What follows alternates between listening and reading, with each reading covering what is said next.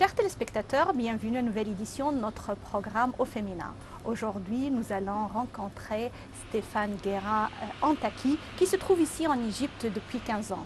Ensemble, nous allons découvrir les points marquants de sa vie puisqu'elle possède plusieurs casquettes, ancien mannequin, également décoratrice, et comme elle aime ce surnom, on va le citer au début de notre édition, c'est une femme du monde. Alors elle aime être là pour servir le monde entier. Elle aime servir la communauté française qui se trouve ici en Égypte et également la société égyptienne elle-même.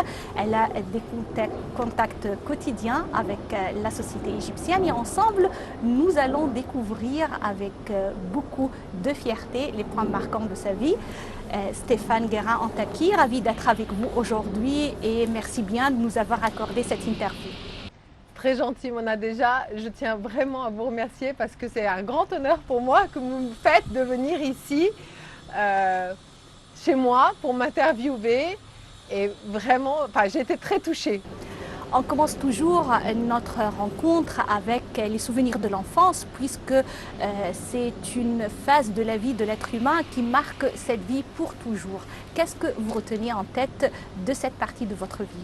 Je suis française, 100%. Comme je dis, je suis une vraie salade française parce que je viens de partout de la France, par mes origines, de mes grands-parents, de mes parents. J'ai grandi à Nice, je suis née à Nice, j'ai grandi à Nice. J'ai eu une enfance très très heureuse et j'ai fait mes études aussi à Nice de communication et ensuite je suis partie sur Paris pour pouvoir travailler parce que c'est la capitale, parce que c'est là-bas que tout se passe en termes de communication, surtout à l'époque où je venais de terminer mes études. Donc voilà. Nous sommes ravis d'être avec vous aujourd'hui sur votre terrasse et c'est à cause de quelques précautions pour notre santé que nous sommes ici en plein air, mais quand même, malgré le bruit, on s'entend bien. Oui, absolument, absolument, mais c'est vrai qu'avec cette Covid, comme on dit la Covid, c'est vrai que on est obligé de garder nos distances, les barrières sociales et tout ce qu'il faut. Les chianer, comme on dit ici, il y a un peu de bruit, mais on fait ce qu'on peut. Voilà, et c'est très bien. Je peux deviner que vous avez passé une excellente, heureuse enfance en France. En grandissant, vous avez non seulement des ambitions, des aspirations, mais également vous avez affronté quelques défis. On peut citer parmi ces défis, par exemple, qu'à un moment donné, vous étiez Miss Nice. Mais avec ce choix, il y avait également un défi qui s'est imposé. Alors c'est très très drôle parce qu'en réalité, je ne savais pas le jour où je suis allée voir le spectacle de la Miss Côte d'Azur qu'on allait me prendre pour monter sur scène. En réalité, quand j'étais au lycée, il y avait un petit journal qui s'appelait Podium, que beaucoup de Français de ma génération connaissent, où il y avait toutes les stars qui étaient dedans, qui avait été créé d'ailleurs par Claude François, et célèbre égyptien, n'est-ce pas? Et je suis arrivée, et des copains avaient envoyé ma photo pour l'élection de Miss Podium. Et je suis arrivée en finale ou demi-finale, quelque chose comme ça. Peu importe, en tous les cas, la photo a été récupérée par le comité Miss France et on m'a invitée à participer à la soirée. Mais quand je suis arrivée avec maman, je ne pensais pas monter sur scène. Je pensais juste être invitée pour voir l'élection. Et quand je suis arrivée, on m'a dit non, vous devez monter sur scène. Et je me suis retrouvée élue le soir. Ça a été un scandale dans ma famille. Parce qu'à l'époque, malheureusement, les Miss étaient très mal perçues. Aujourd'hui, c'est devenu des stars, c'est devenu des influenceuses. Leur image a beaucoup changé. Mais à mon époque, ce n'était pas le cas. Donc, j'ai dû rendre mon écharpe parce que mon papa m'a dit, quand on s'appelle Stéphane Guérin, on ne fait pas ce genre de choses. Voilà, donc je ne suis pas allée à Miss France et j'ai dû rendre mon écharpe. Mais j'ai vraiment été élue Miss Côte d'Azur. Quand on s'appelle Stéphane Guérin, alors là, je m'arrête également avec le prénom. C'est un prénom qui peut passer pour les deux sexes. Je voudrais savoir, est-ce qu'il existe une histoire derrière le choix de ce prénom? Il y a une histoire, oui, parce qu'en réalité, j'ai une grande sœur qu'à l'époque, les échographies n'existaient pas et que maman et papa étaient persuadés que je serais un garçon. Et que quand je suis née, j'étais une fille. Et maman n'aimait pas Stéphanie. Et il y avait une grande comédienne française qui était la femme de Claude Chabrol, qui s'appelait Stéphane Audran, qui est décédée là il y a quelques années. Et maman a dit, nous allons garder le prénom que nous avions choisi, qui est Stéphane. Ça lui ira très bien. C'est quelque chose de très particulier et elle va s'en sortir dans la vie. Ça m'a valu quelques déboires. Une année, j'ai dû sortir de l'école, de la classe où j'étais parce que le professeur pensait que je me moquais de lui. Une année, j'ai été convoquée pour l'armée parce qu'ils étaient persuadés que j'étais un garçon. Une année, quand j'ai refait mes papiers, ils m'ont envoyé mon papier avec Stéphanie parce qu'ils pensaient que je n'avais pas écrit correctement mon prénom. J'ai plein d'anecdotes comme ça.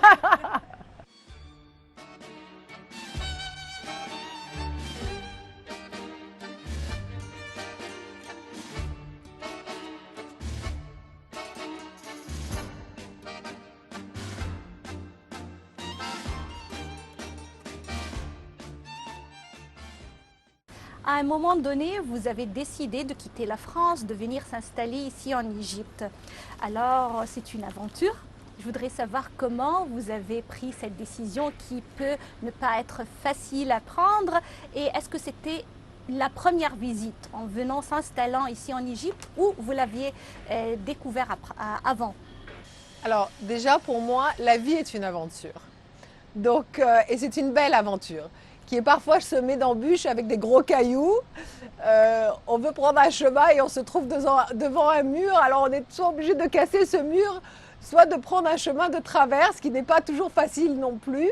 Mais en tous les cas, quand on croit dans la vie et dans les belles choses de la vie, si on continue à avancer, ce qui est toujours mon cas, j'essaie toujours de voir les choses de façon assez positive, donc qu'on continue à avancer, on arrive en Égypte. Alors je suis arrivée en Égypte parce que j'ai rencontré mon époux, Paul Antaki, à Paris. J'ai grandi avec ses cousins germains à Nice et j'ai eu la chance de rencontrer Paul. J'aurais pu le rencontrer depuis que j'étais toute petite puisque j'avais grandi avec ses cousins, mais la vie ne me l'avait pas mis sur mon chemin jusqu'à ce moment-là.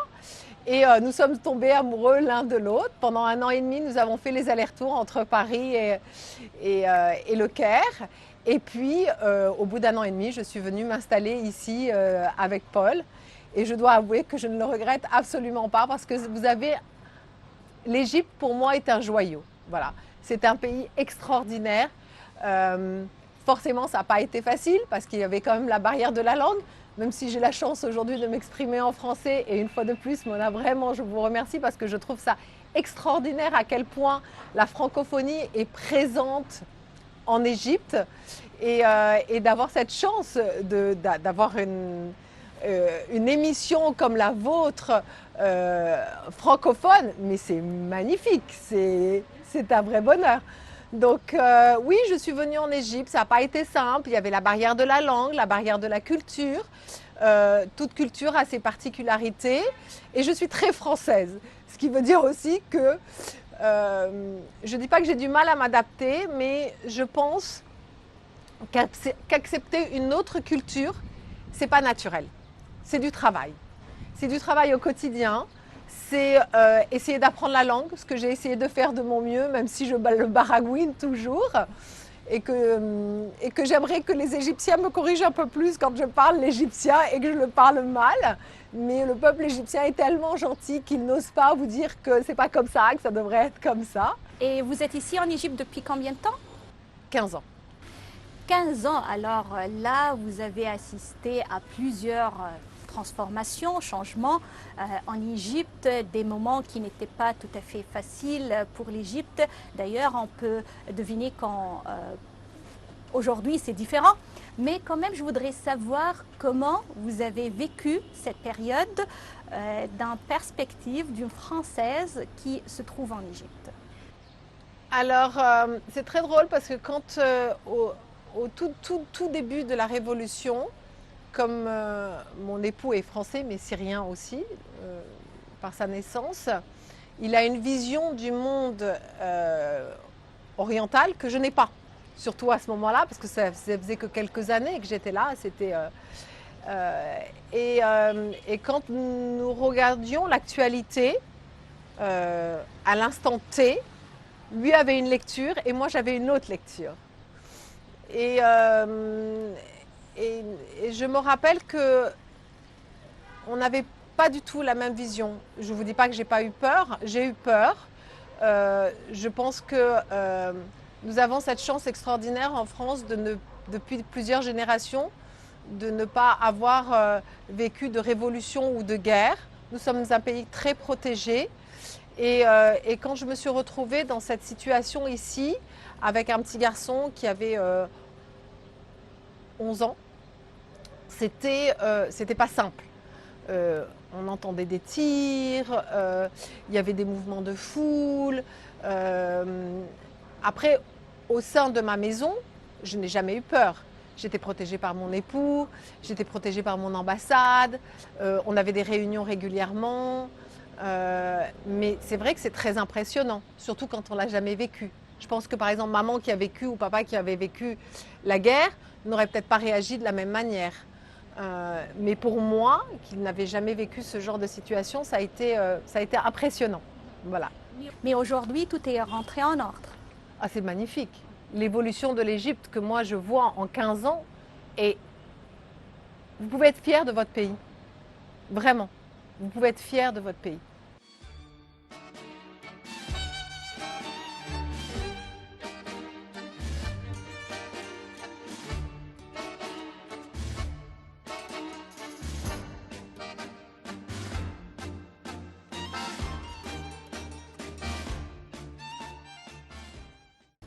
Une autre facette de votre vie, c'est d'être décoratrice. On peut deviner que vous possédez un goût raffiné à travers le choix des couleurs, par exemple. Je voudrais savoir, est-ce que être décoratrice, c'est uniquement pour vous un talent, une passion, ou vous avez développé ce talent à travers des études? Alors ça remonte à mon enfance. En réalité, j'ai eu la chance de grandir dans un milieu où il y avait beaucoup d'artistes. Mon grand-père paternel avait beaucoup d'artistes autour de lui. Il avait une galerie d'art, entre autres. Donc on a toujours eu des artistes autour de la maison, dans la maison. Maman dessinait merveilleusement bien. Mon grand-père paternel aussi dessinait très bien. Et j'ai toujours peint, dessiné. C'était quelque chose qui m'a toujours énormément attirée. Quand j'ai voulu faire ces études, on m'en a un peu dissuadée. C'était compliqué. C'était pas que c'était compliqué de faire les études, c'était un milieu professionnel où il y avait beaucoup de gens à cette époque-là qui étaient sans travail. Donc je me suis dirigée, qui était très à la mode à ce moment-là, vers des études de communication. Donc j'étais relations publiques, attachée de presse, directrice de communication dans plein de domaines, dont le domaine du luxe, le domaine de l'art, le domaine du cinéma. Et tout ça continuait du coup à développer mon sens et mon regard sur la beauté qui m'entourait. Et comme je vous ai dit, j'ai toujours dessiné depuis que j'étais petite et peint. Donc j'ai commencé par ça. Et puis quand je suis arrivée en Égypte, nous avons plusieurs fois déménagé. J'ai commencé à redécorer mes propres maisons ou mes propres intérieurs. Et tous mes amis qui venaient à la maison me disaient toujours, Stéphane, tu as un œil très particulier, tu dois te lancer, tu dois te lancer. Dont mon amie Karen, que je pense que vous aviez interviewée, et qui m'a dit, fais ça. Mais le problème, c'était passer de ce que moi j'étais capable de faire chez moi à quelque chose de plus professionnel. Et pour ça, j'avais besoin de trouver un partenaire ou une partenaire. En l'occurrence, j'ai trouvé un partenaire dans Karim Eliman de Regard Créateur qui m'a aidée parce que je dessine mes propres meubles et lui les exécute avec sa société. Donc nous avons trouvé une complémentarité tous les deux et c'est compliqué un peu à expliquer, mais je m'épanouis beaucoup là-dedans, dans cette partie-là qui est très nouvelle pour moi. Non, je n'ai pas fait d'études, c'est très inné, mais en même temps, je pense que ça vient de mon enfance et que j'ai accumulé une certaine expérience et un certain œil durant toutes ces années. Également, à travers 15 ans en Égypte, vous avez joué un rôle communautaire pour la communauté française, les expatriés qui se trouvent en Égypte. Vous jouez un rôle afin d'être là au service des Français ou des Égyptiens qui le demandent. Parlez-moi un peu de cet aspect de votre vie. Quand on arrive dans un nouveau pays, il faut s'intégrer. S'intégrer, ça veut dire rencontrer aussi bien la population locale, c'est-à-dire les Égyptiens, que rencontrer des gens qui peuvent vous aider à vous intégrer. Et c'est vrai que quand on a la chance d'avoir, pardon pour le klaxon, quand on a la chance d'être en Égypte, il y a une communauté française qui est assez grande, assez importante, et à travers différentes associations, dont Care Accueil, dont j'ai fait partie assez rapidement, et j'ai fait partie du bureau, et du coup je me suis très vite intégrée. En même temps, j'ai un mari qui travaille ici, qui vit ici depuis plus de 50 ans, donc j'ai rencontré aussi tous ces amis égyptiens, et très souvent des amis aussi égyptiens francophones. Mais tout ça permet de grandir dans cette communauté. Et l'Égypte a plusieurs facettes, et dont une facette qui a besoin de beaucoup d'aide. Et aider les gens, pour moi, c'est pas forcément être très riche. C'est pas forcément. Je pense que chaque personne peut apporter son aide tous les jours en faisant des toutes petites choses. Et je sais que c'est peut-être un peu immodeste ce que je vais dire, mais moi le matin quand je me réveille, je me dis toujours qu'est-ce que je vais pouvoir faire de bien pour l'autre aujourd'hui? Quelle est la bonne action que je vais pouvoir faire? Donc ça va de apprendre la langue pour pouvoir dire justement correctement bonjour, demander si la personne a besoin d'aide, si je vois que quelqu'un ne va pas bien. Ça va par arriver à faire ses courses sans paraître forcément une étrangère qui ne comprend rien au pays. Ça va par connaître un peu toutes les institutions qu'il y a ici, les orphelinats, et pouvoir essayer d'aider à travers différentes personnes, comme je vous l'ai dit, de pouvoir aider juste. Voilà. Et si ça passe par faire une grande fête pour récupérer des sous et les apporter parce que quelqu'un a vraiment besoin d'un projet, on le fait.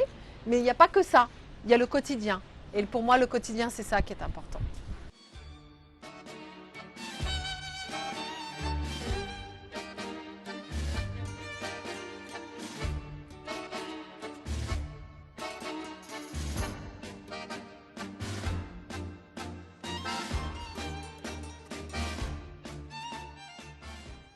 Stéphane, il existe également un préjugé quelquefois pour les Occidentaux avant de venir s'installer en Égypte. En venant, en vivant ici en Égypte, on peut découvrir une autre réalité. Dans votre cas, comment cette expérience est passée et qu'est-ce que vous avez découvert? Et aujourd'hui, en parlant de l'Égypte à votre entourage, en France ou ailleurs, qu'est-ce que vous aimez dire de la vraie Égypte que vous avez découvert? Alors Mona, c'est vraiment une question qui me tient à cœur parce que je peux vous dire une chose, c'est que je pense que je suis devenue une défendrice, je ne sais même plus comment on dit, en tous les cas de l'Égypte. Parce que vous avez un joyau.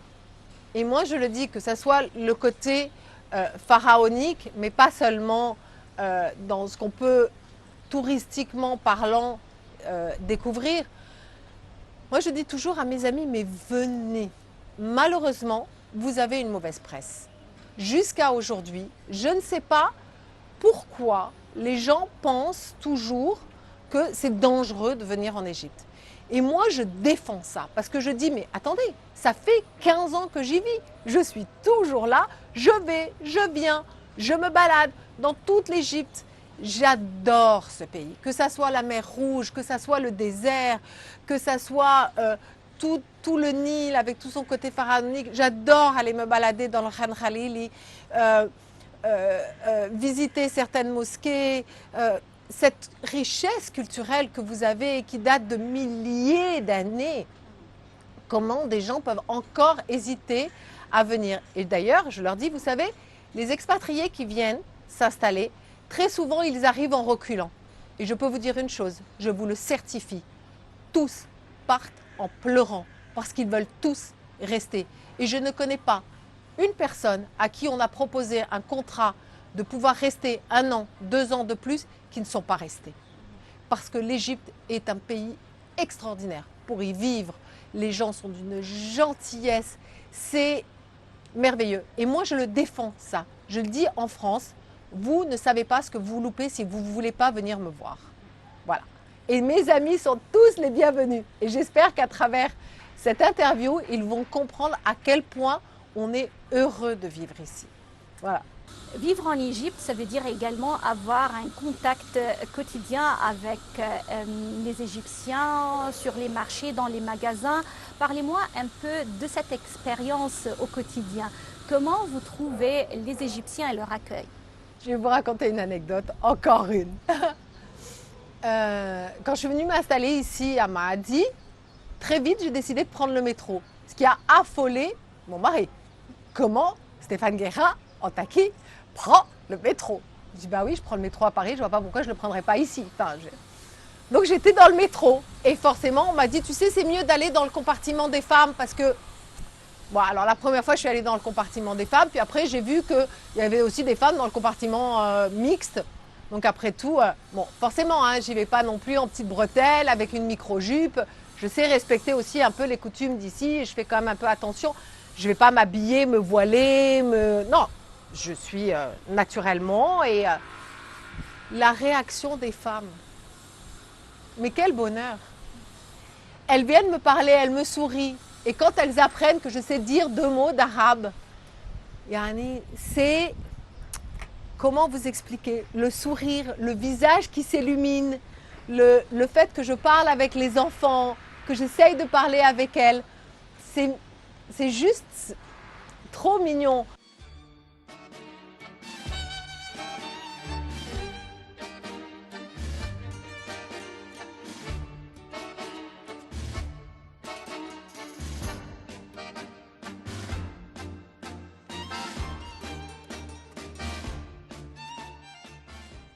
Stéphane Guérin Antaki, je voudrais savoir qui est la femme qui vous inspire le plus dans votre vie. Ouh là là, quelle question! Si c'était vraiment quelqu'un de très connu, ça serait très compliqué pour moi. Mais il y a quelqu'un dans mon cœur qui est très très cher, qui est un petit peu connu quand même, c'est ma maman. Voilà. Ma maman est la femme, je pense, qui m'a le plus inspirée, qui m'a donné la force de vivre et de me battre au quotidien. J'ai une maman, imaginez-vous, qui a été pilote automobile. Wow. Voilà. Et qui a été championne de France de pilote automobile. Et je pense qu'être pilote dans un monde d'hommes, elle a dû sacrément se battre pour y arriver. Et c'est juste extraordinaire. Donc c'est un modèle pour moi dans ma vie au quotidien parce que ça me permet de ne jamais laisser tomber et d'être une sorte un peu de féministe, bien que je ne le suis pas à 100%, mais voilà, c'est un modèle. Quel est le meilleur conseil que vous avez reçu dans votre vie? Tourne ta langue 7 fois dans ta bouche avant de parler. Si on arrive à l'appliquer. Si on arrive à l'appliquer, ce qui est très compliqué pour moi, parce que j'ai une spontanéité qui fait que ça me vaut parfois des revers auxquels je ne m'attends pas toujours. Mais même si je prends une baffe de quelqu'un, pas forcément physique, hein, je ne parle pas de violence physique, mais parfois qui est verbale, et parfois le verbal peut être, avec des mots, on peut faire parfois beaucoup plus mal qu'avec le physique. Finalement, justement, cette force que j'ai gagnée depuis que je suis petite fait que je me relève toujours. On ne m'abat pas si facilement. Chacun d'entre nous possède des craintes, des peurs. Quelles sont vos craintes à vous? Si on s'en prend à ma famille, à mon fils, je peux sortir les griffes et être très très méchante. Je ne suis pas quelqu'un de méchant, je ne suis pas quelqu'un de vindicatif, je ne suis pas quelqu'un de jalouse, je ne suis surtout pas hypocrite. Quand j'ai quelque chose à dire, je le dis. J'essaie, comme je vous l'ai dit, de donner le meilleur de moi-même et de toujours faire plaisir. Mais quand je prends des attaques ou si on essaye de toucher à mon enfant ou à ma famille, là, la tigresse sort. Stéphane Guérin-Antaki, vraiment c'était une rencontre agréable, également très enrichissante, enthousiaste. Je vous remercie infiniment de nous avoir accueillis chez vous. Mona, merci à vous vraiment d'être venu jusqu'à moi. Merci à toute votre équipe qui est géniale, adorable, fantastique. Vous êtes très chaleureuse et c'est pas toujours évident de se faire interviewer quand on n'a pas forcément toujours l'habitude. Et vous nous mettez à l'aise par votre douceur, votre bonté, votre générosité. Et vraiment, merci infiniment pour être venu jusqu'à moi. Chers téléspectateurs, c'était notre interview avec Stéphane Guérin-Antaki, qui vit en Égypte depuis une quinzaine d'années, qui est ancien mannequin, décoratrice, et comme elle aime être surnommée, elle est également citoyenne du monde qui vient au servir de ce monde. Merci d'être avec nous et à d'autres expériences au féminin, plein de réussite au cours de nos prochaines émissions. Au revoir.